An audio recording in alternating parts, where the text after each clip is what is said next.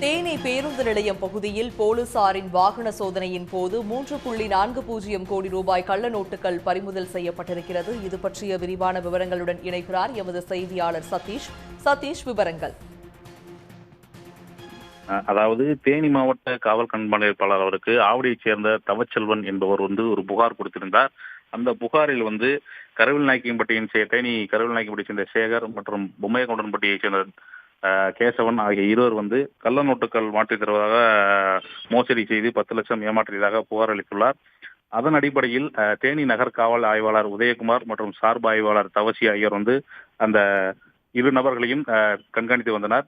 அப்போது அந்த இரு நபர்கள் வாகனத்தில் சென்று தேனி புதிய பேருந்து நிலையம் அருகே அவருடைய வாகனத்தில் சென்றுகின்ற போது அவர்களை பிடித்து போலீசார் வாகனத்தை சோதனை செய்த போது அவர்களது வாகனத்தில் கட்டுக்கட்டாக 2000 ரூபாய் போலி நோட்டுகள் இருந்தது தெரிய வந்தது. அதனைத் தொடர்ந்து அவர்களுடைய வாகனத்தில் இருந்த போலி நோட்டுகள் எல்லாம் அனைத்தையும் கைப்பற்றப்பட்டு தீவிர விசாரணை மேற்கொண்டனர்.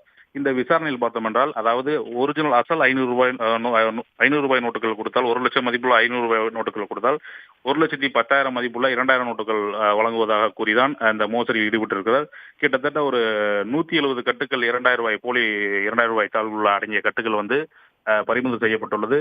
இதனை மேலும் அவர்கள் இந்த விசாரணைக்கு பின்பு கருவில்நாயக்கன்பட்டி சேகர் அவரது வீட்டிற்கு சென்று காவல்துறையினர் சோதனை செய்தனர். அங்கு அவரிடம் ரொக்க பணமாக 500 ரூபாய் கட்டுகள் அசல் பணம் 14 லட்சம் ரூபாய் கைப்பற்றப்பட்டுள்ளது. இந்த போலி நோட்டுகள் மூலமாக வைத்திருந்த குற்றத்திற்காக அவர் இருவரும் கைது செய்யப்பட்டுள்ளனர்.